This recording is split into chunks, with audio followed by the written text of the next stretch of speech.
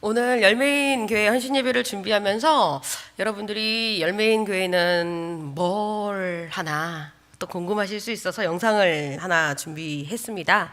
그래서 영상 먼저 보고 난 후에 말씀 듣도록 하겠습니다.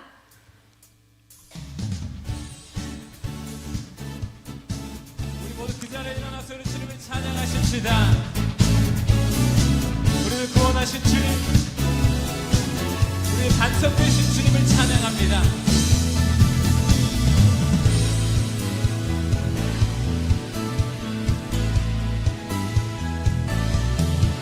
하늘 위에 주님밖에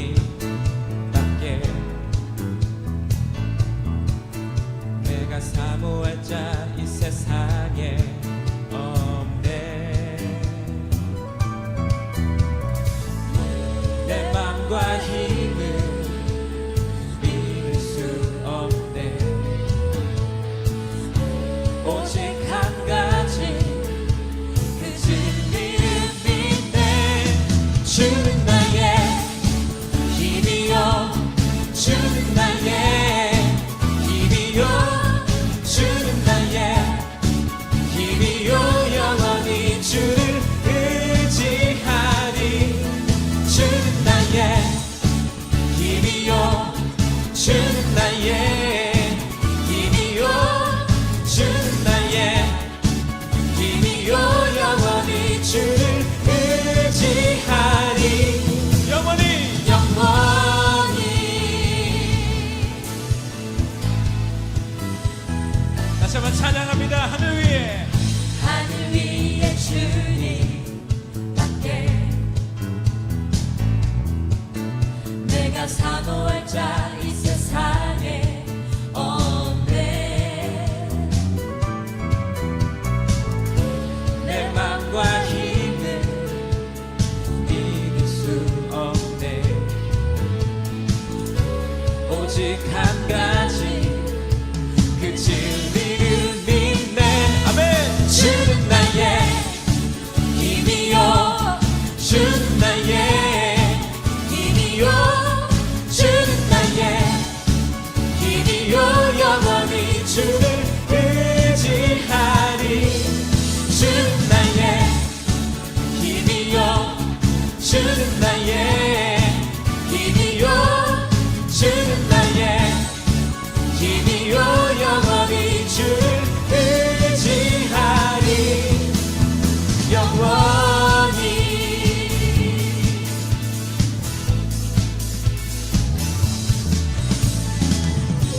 내 맘과 힘을 믿을 수 없네. 오직 한 가지 그 진리를 믿네. 주는 나의 힘이요, 주는 나의 힘이요, 주는 나의 힘이요, 영원히 주를 의지하리. 주는 나의 힘이요, 주는 나의 힘이요, 주는 나의 힘이요, 영원히 주를 의지하리. 다시 한번 고백합니다. 주는 나의 힘이요, 주는 나의 힘이요, 주는 나의 힘이요, 영원히 주를 의지하리. 영원히. 네.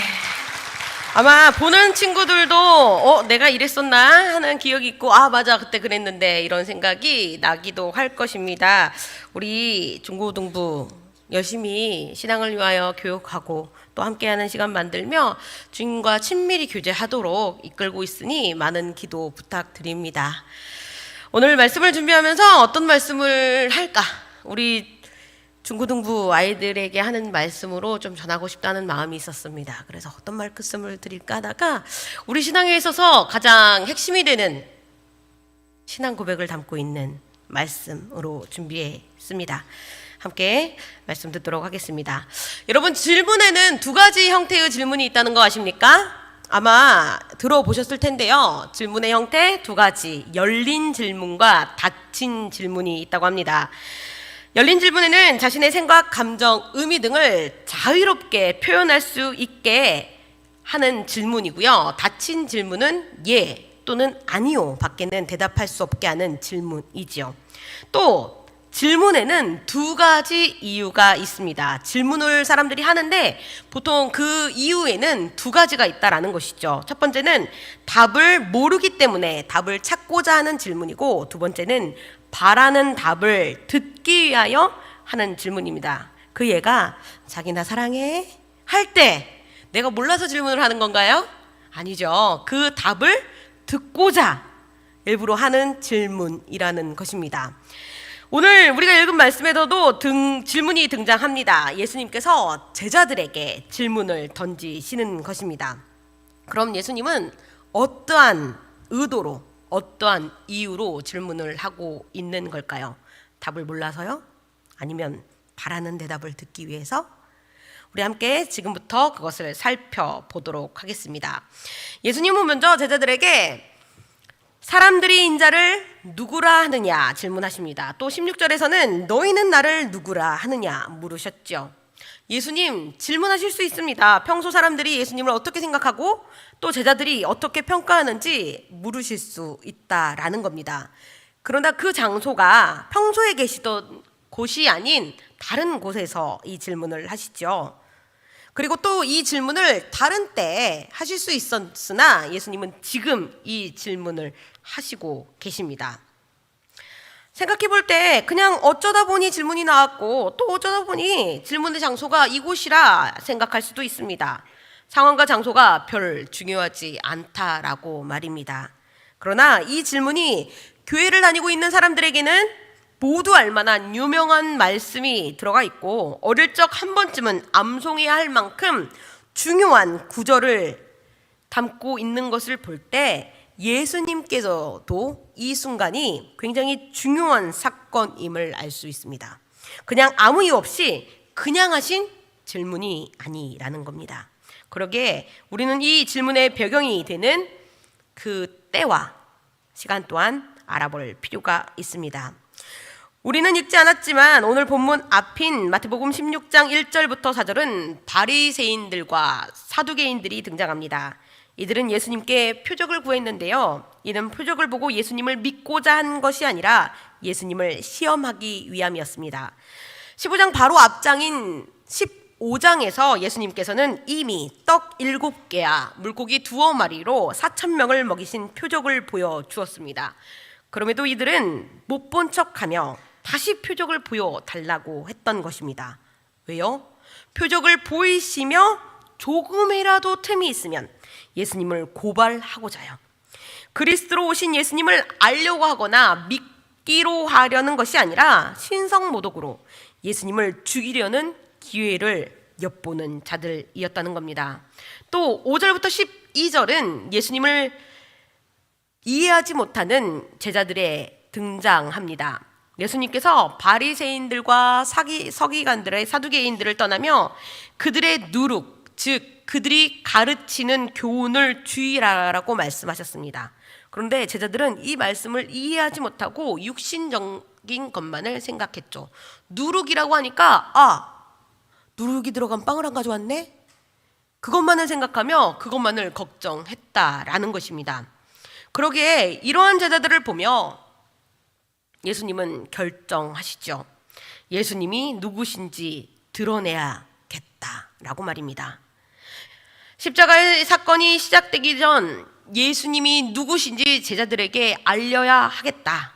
예수님이 앞으로 감당해야 할 죽음과 부활에 대한 것도 예고하시기로 결정하신 것입니다. 그러시며 장소를 옮기시죠. 갈릴리 바다로부터 북쪽으로 한참 떨어진 빌립보 가이사랴 지방으로 말입니다. 평소 예수님은 중요한 말씀이 있으실 때면 한적한 곳으로 가셨습니다. 그러니 이곳도 중요한 말씀을 하시기 위해 예수님이 선택하신 한적한 곳이라 볼 수 있죠. 그러나 그곳은 그보다도 더 중요한 의미를 담고 있습니다. 빌립보 가이사랴는 구약 시대 때부터 바알을 섬기는 땅이었고 그리스인들이 있을 때에는 판을 숭배하는, 우상을 숭배하는 곳이었습니다. 이후 아우구스토의 신전이 있는 곳으로 결국 이 땅은 계속해서 지속적으로 우상 숭배의 중심지였다는 것입니다. 그런 곳에서 예수님이 질문하시는 거예요. 자신이 누구인지. 왜요? 그 질문을 통해서 예수님이 사람의 손으로 지어진 우상이 아니라 그들과는 비교할 수 없는 하나님의 아들이심을 드러나기 위함이었습니다. 거짓 신과는 비교할 수 없는 참 신이신 하나님의 아들, 그리고 인간을 구원하기 위해 오신 그리스도임을 말씀하기 위해 그곳을 택하셨다는 것입니다. 이를 정리하면 예수님께서 그때와 장소를 정하시며 제자들에게 질문하셨고, 그 질문을 한 이유는 예수님을 바로 알게 하기 위함이었습니다.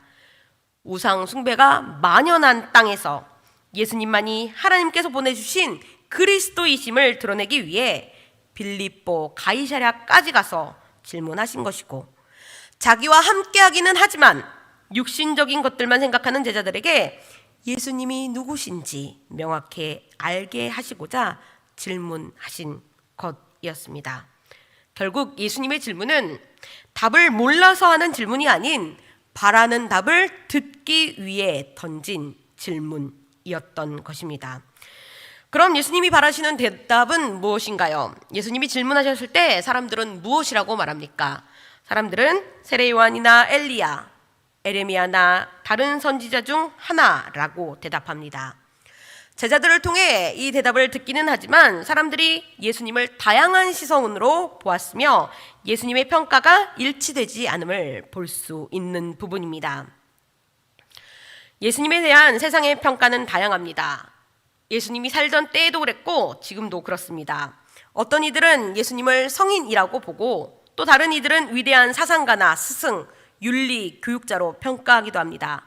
인간적으로 위대한 인물이라 평가하는 것입니다. 그러나 모든 사람들이 이렇게 긍정적으로 평가하지는 않습니다. 제자들이 예수님께 긍정적인 이야기만 전했으나 예수님을 향해 부정적인 평가도 있었다는 것이죠.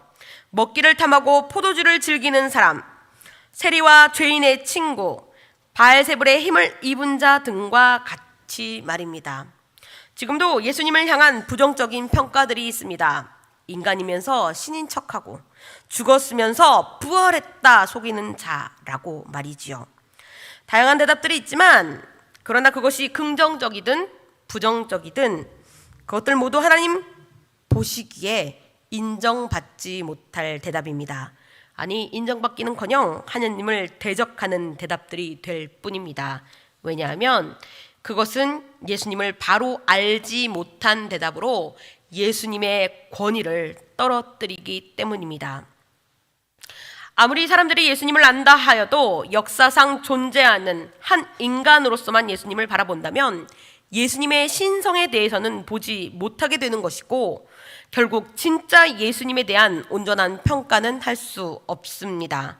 또한 그러한 인간의 평가로만 끝이 나면 결국 예수님의 크심은 사라져버리기에 대답을 하면 할수록 오히려 예수님을 무시하는 악이 되어 버립니다. 그러기에 결국 세상의 평가로는 정당한 평가가 될 수 없다라는 것이죠. 그럼에도 사람들은 어떻게 합니까?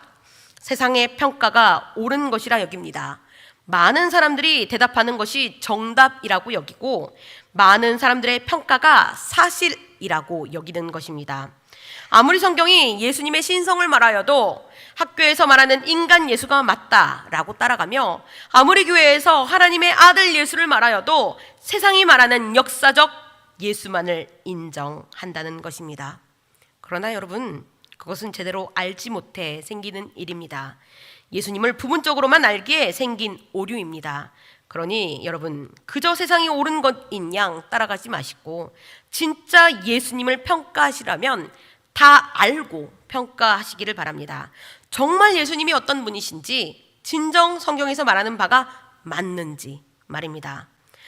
제가 우리 중고등부 친구들에게 말할 때 수련회를 가자고 꼬시면서 강조한 것이 있습니다. 그리고 또 요즘 계속해서 강조하는 부분이 바로 이것입니다. 스스로 경험해 보라고요. 교회에 다니고 있지만 성경이 아닌 세상이 옳은 듯하고 오늘도 부모님 때문에 교회에 앉아 있지만 예수님이 믿어지지 않는다고 한다면 직접 만나보고 체험해보고 진짜 예수님이 계신 것인지 하나님은 어떤 분이신지 제발 세상에 그저 따라가지 마시고 스스로 찾아보라라고 계속해서 말씀드리고 있다라는 것이죠.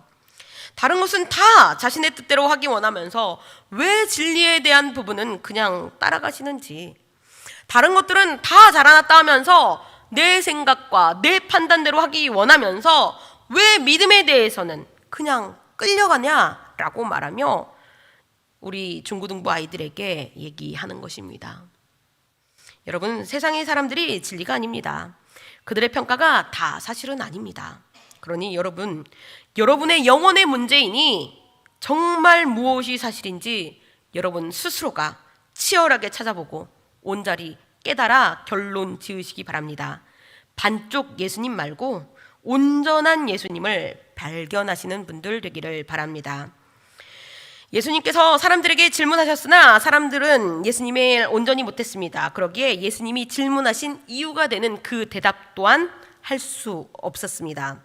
그렇다면 예수님이 듣기 원하시는 대답은 무엇일까요? 예수님이 바라시는 대답, 그 정답은 무엇일까요?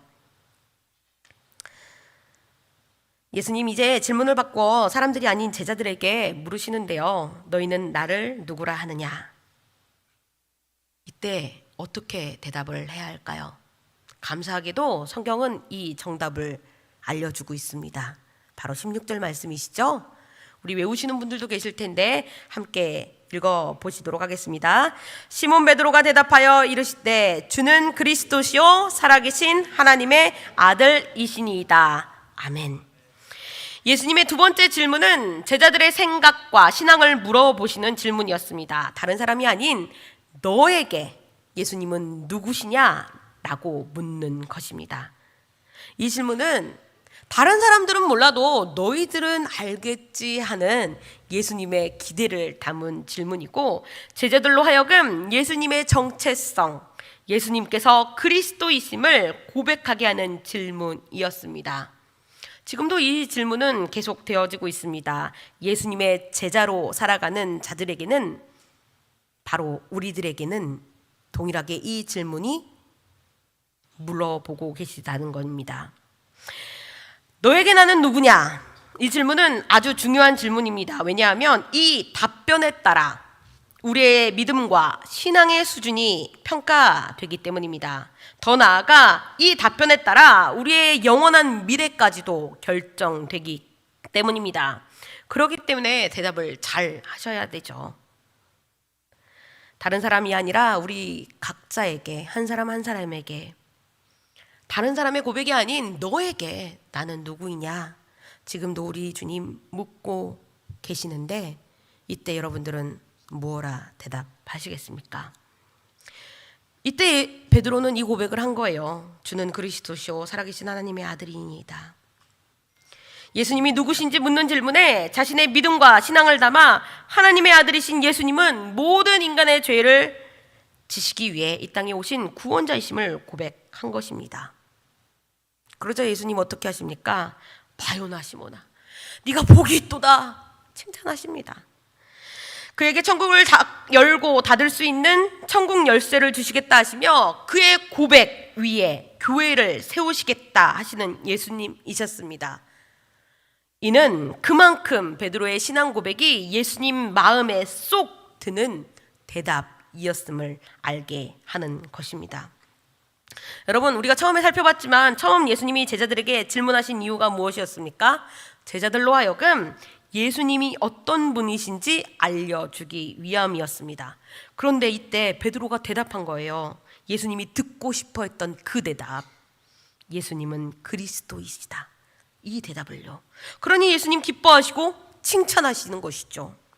그럼 예수님 왜 이렇게 이 대답을 원하셨던 것일까요? 왜 이렇게까지 기뻐하시며 칭찬하시는 걸까요? 왜냐하면 이 고백이 믿음의 핵심이기 때문입니다. 예수님을 믿는 자라면 모두가 고백해야 하는 복음의 핵심이기 때문입니다. 예수님의 제자라고 해도 때로 예수님의 뜻을 잘못 이해하기도 하고 자신의 생각과는 다른 예수님의 말씀에 놀라 당황할 때도 있습니다. 실제로 이후 예수님의 순환 예고의 제자들은 놀라고 예수님이 그리스도이심을 방금 전 고백한 베드로 역시 제대로 이해하지 못해 혼이 나게 됩니다. 그러나 그러함에도 이 고백이 있기에, 예수님은 그리스도라는 이 고백이 있기에 제자들 뒤늦게나마 예수님의 사역과 부활을 깨닫는 자가 되었습니다. 그리고 예수님을 전하는 자가 되었습니다. 그렇다면 마지막으로 베드로는 어떻게 이러한 대답을 할 수 있었을까요? 어떻게 예수님이 원하시는 그 대답을 찾을 수가 있었을까요? 평소 베드로의 지식으로부터 나온 것인가요? 혹은 부모 찬스로 알게 된 것인가요? 아닙니다. 이 고백은 하나님께로부터 나온 고백이었습니다. 예수님은 이에 대해 분명히 말씀하십니다. 17절 후반절, 이를 내게 알게 한 이는 혈육이 아니요 하늘에 계신 내 아버지시니라 라고요. 즉 베드로의 노력이나 다른 사람의 가르침에 의한 것이 아니라 하나님의 은혜의 선물이었다는 것입니다. 하나님의 은혜의 선물. 이는 곧 하나님의 은혜가 아니었다면 베드로는 다른 사람들과 같이 예수님을 분명히 알 수 없었고 이런 고백도 할 수 없었음을 의미합니다. 이러한 경우는 사도 바울의 고백에서도 살펴볼 수 있는데요. 바울은 고린도전서 15장 10절에서 고린도 교회에 편지를 쓰면서 자신의 믿음과 사도된 것에 대해서 하나님의 은혜라고 고백합니다. 또한 9절에서도 자신은 하나님의 교회를 박해하는 자로서 사도로 서지 못할 자이지만 오직 나와 함께 하신 하나님의 은혜가 자신으로 하여금 예수 그리스도를 발견하고 믿게 하여 예수님을 전하는 사도가 되었다고 고백하는 것입니다. 베드로와 사도 바울과 마찬가지로 우리도 예수님을 믿는다고 고백하는 것 다 하나님의 은혜입니다. 하나님의 은혜가 없다면 그 누구도 고백할 수 없는 것입니다. 그럼에도 사람들은 종종 오해하죠. 내가 기도를 많이 하면, 내가 성경을 많이 읽으면 예수님을 믿을 수 있다라고요. 그러나 잘 생각해 보세요. 우리가 지닌 이성으로 동정녀 탄생이 말이 됩니까? 아니, 신이 인간이 되고 그가 죽음으로 모든 사람의 죄가 사해졌다는 것이 논리적으로 이해가 되시냐는 겁니다. 그런데도 우리는 믿잖아요. 무슨 말입니까? 우리의 이성이나 노력이 아닌 다른 무언가가 우리로 하여금 믿게 했다라는 것입니다. 그리고 그것이 바로 하나님의 은혜라는 것이죠. 하나님께서 우리를 구원하시려고 우리에게 이성을 뛰어넘는 깨달음을 주시고 하나님의 일들을 볼 수 있게 하셔서 우리가 믿게 하신 은혜, 그 은혜 때문이라는 것입니다. 그러기에 그 누구도 하나님 앞에서 자신의 믿음을 자랑할 수 없습니다. 그 누구도 자신이 거신 양 말할 수 없습니다. 이를 바꿔 말하면 지금도 여전히 예수님을 고백하지 못하는 분들은 하나님의 은혜가 필요하다라는 겁니다. 지금도 예수님이 믿어지지 않고 논리적으로 말이 되지 않는다고 생각하시는 분들에게 가장 필요한 것은 바로 하나님의 은혜입니다. 그러니 만일 내가 예수님을 믿지 못한다면 하나님의 은혜를 구하시고, 혹시 우리의 자녀들 중에 여전히 하나님을 알지 못한다면 우리 자녀들에게 하나님의 은혜가 임하시도록 구해야 할 것입니다. 그러므로 우리도 베드로와 같은 고백을 드려야 할 것입니다. 이제 말씀을 정리합니다. 오늘 헌신 예배를 드리는 열매인 중고등부 학생 여러분, 헌신을 다짐하는 이 시간, 먼저 나는 예수님을 올바로 알고 있는지 스스로 물어보기를 바랍니다. 내가 정말 하나님을 믿고 있는지, 내가 정말 하나님을 고백하고 있는지. 오늘도 나와 헌신 예배라는 자리에 나와 앉아 있기는 하지만 여전히 하나님은 모르고 그저 단지 끌려온 분들도 분명히 있을 거예요. 그래서 말씀드립니다. 여러분들의 고백으로, 하나님이 물어보실 때 부모님의 고백 말고, 교회의 고백 말고 나의 고백으로 여러분들이 고백하시기를 바랍니다. 예수 그리스도 나의 구원자. 그 고백이 여러분들의 입술을 통해 나오기를 바랍니다. 그리고 우리 성도 여러분들께 부탁을 드립니다. 우리로 그리스도 예수를 고백하는 것은 오직 하나님의 은혜입니다. 그러니 오늘도 다른 것들 구하지 마시고 하나님의 은혜가 우리에게 충만히 채워지도록 기도하시기 바랍니다. 그리고 특별히 이 시간은 우리 열매인 중고등부 헌신예배 이연이 우리 중고등부 아이들을 위하여서 이 아이들에게 은혜가 넘쳐서 하나님의 은혜가 부어지셔서 이들의 삶이 정말로 하나님을 고백하는 자, 정말로 마음을 다하고 뜻을 다하고 정성을 다하여 주님께 드려지는 우리 아이들 되게 해달라고 꼭 같이 기도해 주시는 성도 여러분 되기를 바랍니다. 기도하시겠습니다.